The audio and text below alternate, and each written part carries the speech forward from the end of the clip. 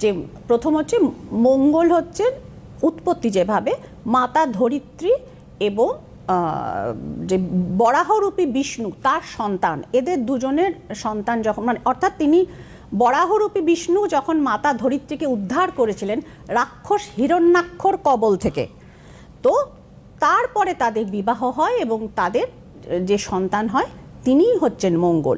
এই কারণে তাকে ভূমিপুত্র বলা হয়, কারণ ধরিত্রীর তিনি পুত্র, ভূমিপুত্র। এবং মঙ্গলের সাথে বল বীর্য অর্থাৎ শৌর্য বীর্য এবং মঙ্গল হচ্ছে একই সঙ্গে রক্ত এবং ব্লাড। মঙ্গলের একটি খুব সুন্দর ছবি পাওয়া যায় আমাদের পুরাণে, বিভিন্ন মঙ্গলের ছবি, তাতে দেখা যায়, আমরা যদি দেখতে পারি এখানে আমরা একটু দেখে নেব। হ্যাঁ, হিয়ার ইজ দ্য পিকচার। দেখুন একটি ভেড়ার ওপরে মঙ্গল বসে রয়েছেন, একজন শৌর্যবান পুরুষ, এবং জ্যোতিষে বলা হয় যে মেষ রাশির অধিপতি মঙ্গল। একদম কীরকমভাবে মিলে যায় দেখুন জ্যোতিষ এবং আমাদের পুরাণ। তো সুতরাং একদম একটি ভেড়ার পিঠের ওপর, যদিও খুব শক্তিশালী ভেড়া এখানে, তো বসে রয়েছেন মঙ্গল, তার এক হাতে আগুন এক হাতে অস্ত্র, এবং তিনি রক্তবর্ণ, যথেষ্ট পেশিবহুল চেহারা তাকে দেখতে পাওয়া যাচ্ছে, এবং বল বীর্য এবং শৌর্য বীর্য।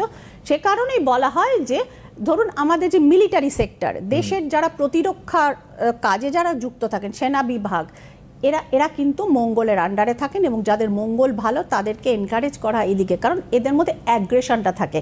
হ্যাঁ, মঙ্গল